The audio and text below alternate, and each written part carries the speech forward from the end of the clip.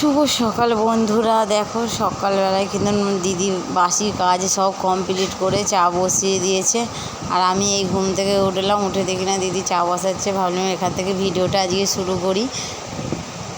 আর দিদির তো গ্যাস নেই, উনুনে চা করছে। দেখো ধোঁয়া হচ্ছে খুবই, উনুনটা প্রথমে জ্বলতে একটু কষ্ট হয়। আর এদিকে দেখো দিদি কিন্তু চা হয়ে গেছে, কমপ্লিট করে ফেলেছে চা। এবার বাটি ঘটিতে সব বাচ্চাদিকে দিচ্ছে, যেন বলো না কিছু নেই। হ্যালো বন্ধুরা, গুড ইভিনিং। সবাই কেমন আছো বলো? নিশ্চয়ই ভালো আছো, আমিও ভালো আছি। আজকের ভিডিওটা দেখো, এখান থেকে শুরু করলাম। সকাল থেকে ভিডিওটা দেখতে থাকো পুরো।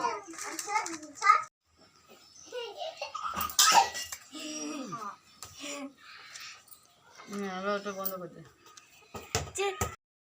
দিদিকে বলছি, দিদি তুই একটু ভিডিওতে আয়। দিদির খুব লজ্জা পাচ্ছে, ওই জন্য খেতে পাচ্ছে না। আমি বলছি লজ্জার কি আছে, আয় না। দিদিরা ভিডিও করে না তো।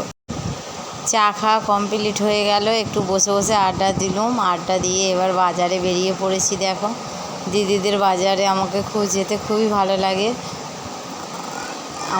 আমি যাচ্ছি, আমার দিদি আর আমার দিদির ভাসুরজি যাচ্ছে। দেখো দিদিদের এই পোলটা পেরোতেও খুবই ভালো লাগে। আর দেখো বাজারে কিন্তু চলেও এলাম আমরা।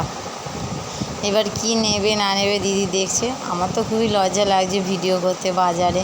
এবার সব চেনা জানা যতই আছে, যতই হোক, তবু ওরই মধ্যে একটু তোমাদেরকে দেখালাম যে যেখানে যেখানে দিদি থেমেছে সেইগুলোই তোমাদেরকে দেখেছি। দিদি এই যে মাছের বাজারে ঢুকেছিল, কিছু মাছ নিয়েছে। মাছ বলতে চিংড়ি মাছটাই নিতে ঢুকেছে দিদি। আর কি বলবো, এখানে এতই গন্ধ লাগছে, আমি একদম থাকতে পারছিলাম না মোটেও। দিদি বলছে দিদি তাড়াতাড়ি নে, বলে দিদি যাও করে মাছ নিয়ে বেরিয়ে এসেছে। এদিকে দেখো পটল নিচ্ছে দিদি, শাউরির কাজ দিয়ে পটলও নিয়ে নিচ্ছে। দিদি ব্যাগে পুরে নিচ্ছে দিদির শাউরি। এই যে এটা দিদির শাউরি, বাজারে বসে।